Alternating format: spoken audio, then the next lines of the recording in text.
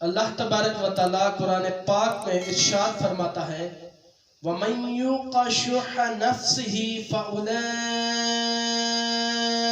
هُمُ الْمُفْلِحُونَ۔ ترجمہ کنز الایمان، اور جو اپنے نفس کے لالچ سے بچ گیا تو وہی کامیاب ہے۔ حدیث پاک ہے کہ حضرت سیدنا عبداللہ بن عمر رضی اللہ تعالی عنہ سے روایت ہے کہ سرکار مدینہ راحت قلب و سینہ صلی اللہ تعالی علیہ وآلہ وسلم نے ارشاد فرمایا لالچ سے بچتے رہو، کیونکہ تم سے پہلی قومیں لالچ کی وجہ سے ہلاک ہوئی۔ لالچ نے انہیں بخل پر آمادہ کیا تو وہ بخل کرنے لگے، اور جب قطع رحمی کا خیال دلایا تو انہوں نے قطع رحمی کی، اور جب گناہوں کا حکم دیا تو وہ گناہوں میں پڑ گئے۔ مال و دولت کی ایسی لالچ جس کا کوئی دینی فائدہ نہ ہو، یا ایسی اچھی نیت نہ ہو جو لالچ ختم کر دے، نہایت ہی کبھی گناہوں کی طرف رغبت دلانے والی اور ہلاکت میں ڈالنے والی بیماری ہے۔ مال و دولت کے لالچ میں پھنسنے والا شخص ناکام نامراد، اور جو ان کے مکر و فریب سے اور ان کے مکر و جال سے بچ گیا وہی کامیاب و کامران ہے۔ بالم بن باورا اپنے دور کا بہت بڑا عالم اور عابد و زاہد تھا، اسے اسم اعظم کا بھی علم تھا۔ یہ اپنی جگہ بیٹھا ہوا اپنی روحانیت سے عرش اعظم کو دیکھ لیا کرتا تھا۔ بہت ہی مستحجابات دعوات تھا کہ اس کی دعا زیادہ مقبول ہوا کرتی تھی۔ اس کی شاگردوں کی تعداد ہزاروں میں تھی۔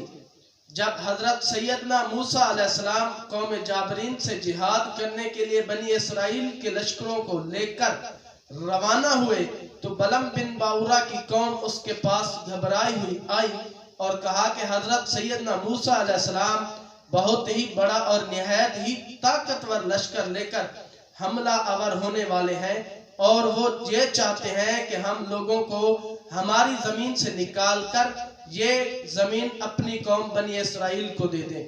اس لیے آپ حضرت موسیٰ علیہ السلام کے لیے ایسی بد دعا کر دیجئے کہ وہ شکست کھا کر واپس چلے جائے۔ آپ چونکہ مستحجابات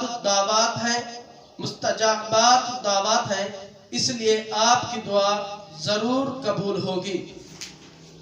یہ سن کر بلم بن باورا کانپ اٹھا اور کہنے لگا تمہارا برا ہو، خدا کی پناہ، حضرت سیدنا موسیٰ علیہ السلام اللہ کے رسول ہیں اور ان کے لشکر میں مومنوں اور فرشتوں کی جماعت ہے، ان کے خلاف بھلا میں کس طرح بد دعا کر سکتا ہوں؟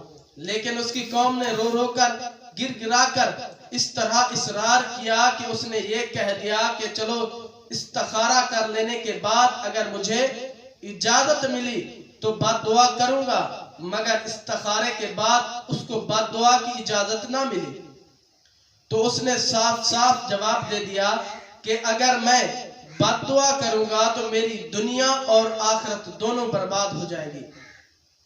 اس کی قوم نے جب یہ دیکھا کہ کسی طرح بھی یہ راضی نہیں ہو رہا تو انہوں نے مال و دولت کا لالچ دینے کا سوچا، چنانچہ انہوں نے بہت سے قیمتی ہدیہ اور طوائف اور دیگر مال و دولت اس کی خدمت میں پیش کر کے سیدنا موسیٰ علیہ السلام کے خلاف بد دعا کرنے پر بے پناہ اصرار کیا، یہاں تک کہ بلم بن باورا پر حرص اور لالچ کا بھوت سوار ہو گیا اور وہ مال کے جال میں پھنس گیا اور اپنی گدی پر سوار ہو کر بد دعا کے لیے چل پڑا۔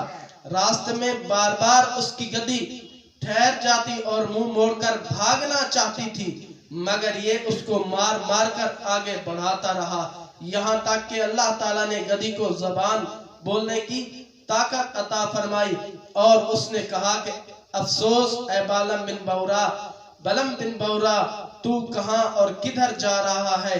دیکھ میرے آگے فرشتے کھڑے ہیں جو میرا راستہ روکتے اور میرا منہ موڑ کر مجھے پیچھے دھکیل رہے ہیں۔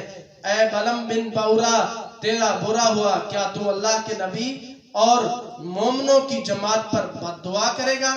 गधी की ये बात सुनकर बलम बिन बाउरा वापस ना हुआ, यहाँ तक कि हस्बान नामी पहाड़ पर चढ़ गया और बुलंदी से हजरत सैयदना मूसा अलैहिस्सलाम के लश्करों को बगौर देखा और मालो दौलत के लालच में उसने बद्दुआ शुरू कर दी।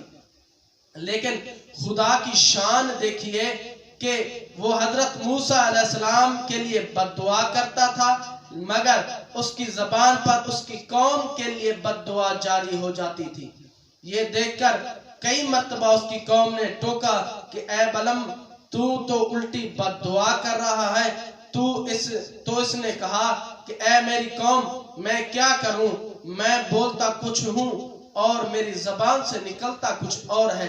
फिर अचानक उस पर गज़ब इलाही नाज़िल हो गया, उसकी जबान लटक कर सीने पर आ गई। उस वक्त बलम बिन बाउरा ने अपनी कौम से रोकर कहा कि अफसोस, मेरी दुनिया और आखिरत दोनों बर्बाद और गर्क हो गई। मेरा ईमान भी जाता रहा और मैं कहर व कहार गज़ब व जब्बार में गिरफ्तार हो गया।